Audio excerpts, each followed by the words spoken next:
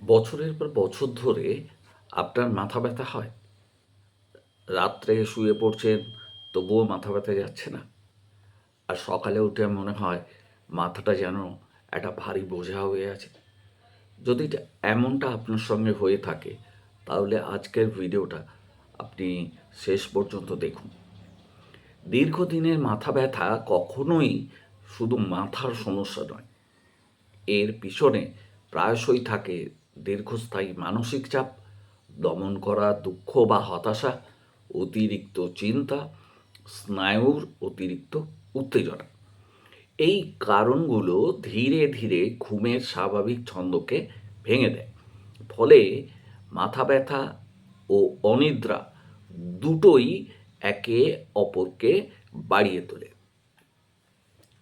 Homeopathy এখানে শুধু মাথা ব্যথা কমাতে চায় না, বরং প্রশ্ন করে মাথা ব্যথা কখন বাড়ে, কী ধরনের চিন্তা রাত্রে আপনার ঘুমকে নষ্ট করে, রোগী কি চুপচাপ সহ্য করেন নাকি সহজেই বিরক্ত হন। এই সম্পূর্ণ ছবিটা দেখেই ওষুধটিকে নির্বাচন করা হয়। আমি কিছু লক্ষণভিত্তিক তথ্য আপনাদের সামনে জানাচ্ছি, তবে নিজে নিজে খেতে যাবেন না। এগুলি তথ্য ছাড়া আর কিছু নয়, কারণ না মেটেরিয়া মেডিকা বা রেপার্টারিতে এই ধরনের তথ্য পাওয়া গেছে।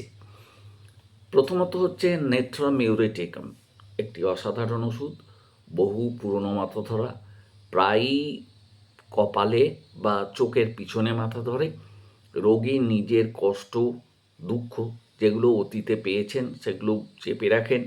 রাত্রে ঘুম আসে না, অতীতের কথা মাথার মধ্যে ঘুরতে থাকে। পুরনো মানসিক আঘাত ও নীরব দুঃখের সঙ্গে মাথা ব্যথা থাকলে নেট্রামিউরেটিকাম অসাধারণ ওষুধ বলে হোমিওপ্যাথরা বিবেচনা করে থাকেন। দ্বিতীয় ওষুধটির নাম হচ্ছে নাক্স ভূমিকা। এর নাম আপনারা সবাই জানেন।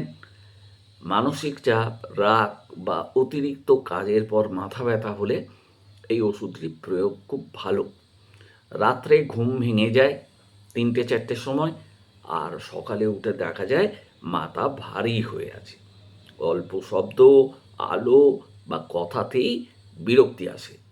টেনশন প্রবণ, কর্মব্যস্ত মানুষের ক্ষেত্রে এই ওষুধটির কথা ডাক্তারবাবুরা বিবেচনা করে থাকেন। তৃতীয় ওষুধটির নাম হলো কফিয়া ক্রুড়া। শরীর খুব ক্লান্ত, কিন্তু মন একেবারে অশান্ত। মাথার মধ্যে চিন্তার স্রোত বয়েই চলেছে। সামান্য উত্তেজনাতেই ঘুম উধাও।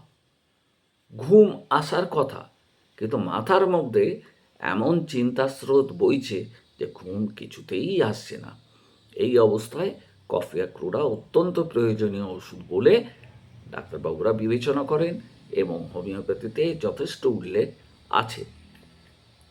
হোমিওপ্যাথির আসল লক্ষ্য হলো সাময়িকভাবে ব্যথা চাপা দেওয়া নয়, স্নায়ুর অতিরিক্ত উত্তেজনা যেটা আপনার মধ্যে দেখা দিয়েছে সেটাকে কমানো এবং ঘুমের যে স্বাভাবিক ছন্দ সেটাকে ফিরিয়ে আনা।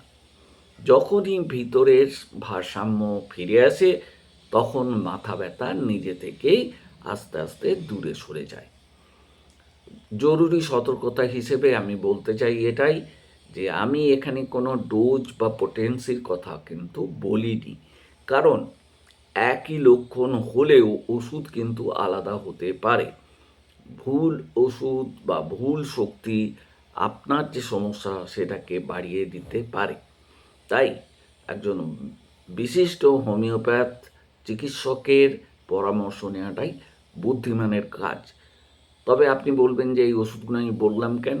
এগুলো দীর্ঘদিন ধরে হোমিওপ্যাথরা ব্যবহার করে আসছেন, সেই ব্যাপারটা আপনাদের সামনে রাখলাম। যদি আপনার মাথা ব্যথা পুরনো হয়ে থাকে, অনিদ্রা দীর্ঘদিনের সঙ্গী হয়ে থাকে, তাহলে আশা কিন্তু একদম হারাবেন না। হোমিওপ্যাথি ওপর ভরসা রাখুন। হোমিওপ্যাথি ধীরে ধীরে কাজ করে, কিন্তু একদম গভীরে গিয়ে কাজ করে। আপনার যে মূল সমস্যা সেটাকে উপড়ে ফেলে দিতে পারে। আর যদি ভিডিওটি আপনাদের ক্ষেত্রে উপকারী মনে হয়, তাহলে লাইক করবেন, সাবস্ক্রাইব করবেন, আর কমেন্টে লিখবেন আপনার সমস্যার ধরন। সুস্থ থাকুন, শান্ত থাকুন, হোমিওপ্যাথির উপর ভরসা রাখুন।